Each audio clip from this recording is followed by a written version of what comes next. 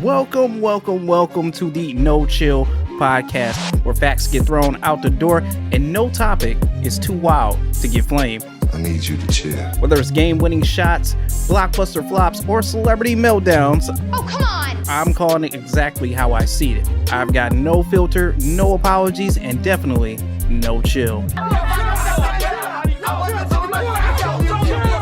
Let's get reckless. And welcome back, guys. It's been a hell of a week. I don't need to tell you about it. Trust me, we've all been going through it. So let's get into some of the craziness I've seen this week. All right, white girls have lost their mind over these damn Starbucks cups, and some sisters too. I'm not gonna leave you out either. I haven't seen a Starbucks go so crazy since the last time you all released these stupid cups. Can I ask, what is the point of them? Explain it to me, and then maybe I can better understand the craze for all this. Because to me, this is just another ordinary cup that's gonna sit in your cabinet once the holiday season is over and done with. It has no resale value whatsoever. It's like buying concert t-shirts and it's just admitting that you were there to no one else who cares unless they were there too. Every November, Starbucks turns into the Build-A-Bear for people who just broke up with Logic for some odd reason. Starbucks can literally glue googly eyes to a cup and people will run out and buy it as their emotional support beverage for some odd reason. This cup is like your gateway drug to seasonal delusion, because pumpkin spice season is obviously over with and it's getting dark outside because of daylight saving. Thanks a lot. These bear cups have more hold on us in the society than our student loans, which, by the way, is getting close to the holidays. So Navient, I'm gonna need you to chill out and give me a break for a second. Relax on the payment plan. Just remember, if you see one of these girls out in the streets so proud, double cupping their bear cup, just leave them be, because she got one and probably had to fight off a long line of people before the sun even came up just to get one of these cups. I'm just letting you guys know that all of the psychics that we have met with and that we're obsessed with are all full of shit. They all collectively, maybe 4 of them, have told me I was going to pass the bar. So they're all full pathological liars. Don't believe anything they say. I'm gonna say it. You're not gonna like it, but I'm gonna say it. Bitch, did you even study? Honestly, did you study? Now, Kim, you know you are my favorite, but let's be real for a second. You can't be serious if you actually believe that the psychics told you that you were going to pass the bar exam and you somehow believe them. Haven't you been studying for years for this and somehow you still flunked this test? Look, I didn't even know psychics could give you advice on passing exams. If I were you, shit, I'd ask for a refund right now. You know what? Maybe Kim did pass in another Marvel timeline, just not one on Earth 616. I mean, the real crime here is psychics selling false confidence with a worse return of interest rate than an NFTs. By the way, how are you all doing, whoever bought those NFTs and all that bullshit? Kim calling out psychics is the equivalent to Donald Trump's fake news. What's next? You're gonna sue them for false advertisement? Keep it simple, stupid. Don't replace study guys with a seance. It's just bad energy. Next time a psychic says you'll pass your test, ask them for the answer keys as well too before they leave. Scientists have recently found the oldest spider web in history. Can we please stop messing with shit? Isn't this how COVID started? Like, someone just wanted to try some shit and next thing you know, it's everywhere, ruining our lives. All it takes is one person to find something new and unleash a whole box of hell that we have to deal with now. Has no one seen the movie 8-Legged Freaks? Get back, you 8-legged freak! I'm sure you've collected the spider web to somehow study and now probably have awoken a mega spider that was behind it that we all now have to deal with. Does the military have weapons to deal with mega spiders? I don't know, but I understand scientists doing research purposes, but how can we not acknowledge that yes, it's here, but let's just leave it over there and leave it alone. Let's not mess with it. Because you know what? I know damn well that spiderweb just did not happen overnight. Just put up a no trespassing sign and leave it alone. Just leave it alone. Let's leave it over there. You know, this is the only time I feel like human beings are proud of finding something that we immediately are going to be stressed out about having to clean up afterwards. Now, I don't even think Spider-Man would have even got credit if he showed up and did something like this. Whatever is behind creating this web art, leave it alone. Or prepare for what comes out of it next.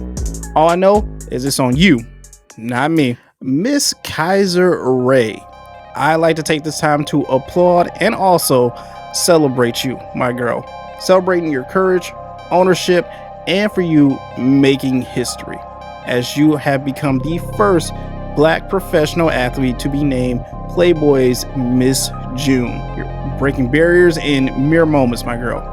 You've shown that being an athlete, a model, and a businesswoman aren't mutually exclusive. They can be a part of the same powerful story as yours. You're leaning into your truth, expanding what success looks like, and making space for those who come after you. Keep pushing the boundaries, and I'm in your corner. This man is Detroit through and through. Shout out to our guy Eminem, as he has become the executive producer for the Lions Thanksgiving broadcast up until 2027. Eminem is going to bring hometown credibility back to the artists he picks to perform during Thanksgiving. He's about to turn our local football telecast into a moment that actually feels like Detroit. Thanksgiving will be turned into appointment watching TV for people who wouldn't normally care about our little Thanksgiving Day game that we got going on. He's also setting a platform for Detroit artists and some underground that, you know what, we don't even know just yet. This Thanksgiving soundtrack is going to mix a blend of mainstream hits with local hip hop and rock artists. It's exactly the kind of bold and slightly risky move that can make an annual tradition feel new once again. It's Detroit versus everybody. So the NBA just announced that for All-Star Weekend, it will debut or re-debut the NBA versus the World game. So 2 USA teams versus 1 world roster with over 24 superstars split into 3 different squads. It'll also feature 4 12-minute games. So that's just the highlights is what you're telling me. All flashy dunks just thrown onto your timeline for you to view at your viewing pleasure. Honestly, my opinion is that the All-Star itself has been lacking the past couple years. Whether it's the format, players taking a break and not even participating, or them just treating this as if it's an alley-oop practice fest that you see at your local gym. You know, Commissioner Silver said it best. We can't force competitiveness. However, we can add an extra team and a tiebreaker just for some thrill of this entertainment. Now, I've gotten bored with the game as well as anyone else. The most I say I've watched is probably All-Star Saturday night. I mean, that's the best part about the weekend. I feel like with the NBA introducing this could turn into an excuse for superstars like LeBron to want to sit out, because to the rest of the world, they take basketball serious and they're going to start playing defense when it comes to something like this. You want to change my mind on it and not make this game feel like an scapegoat for Team NBA to bow out to better players who are globally? Then man up and actually play. Defense is key. Treat it as if you were the dream team once again. I doubt that's going to happen. I think this is just another circus attraction to help promote All-Star Weekend once again. And finally, we once said computers are going to take our jobs. Then we went and said robots are going to take our job. And now the real question is, will AI now take musical artists' jobs? As a country-made complete AI song has become a hit on the Billboard charts. Now, honestly, I don't think it will, but it has become very eye-opening as to the things AI can achieve. Now, this could honestly reshuffle and quite possibly end some people's careers. It proves you can manufacture a perfectly serviceable streaming hit with less human time and cost that it takes a real songwriter or singer to actually make. If AI can pump out 10 hits a day that it knows you'll like, what's stopping record companies from cutting artists that take a week to actually produce one hit?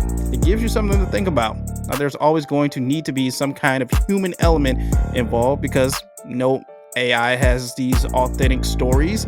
No AI can do live performances, have the charisma and the cultural trust that we've gotten so accustomed to.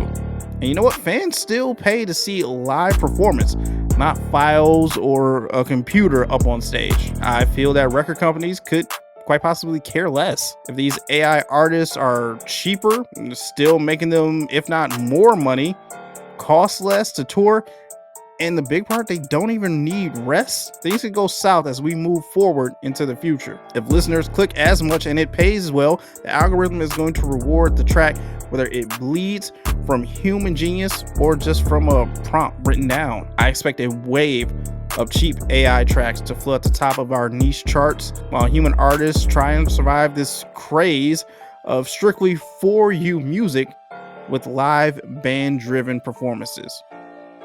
This is going to be interesting to see how this goes moving forward. All right, guys, that's going to do it for me for this week of No Chill. I will be back next week with another full episode for you guys.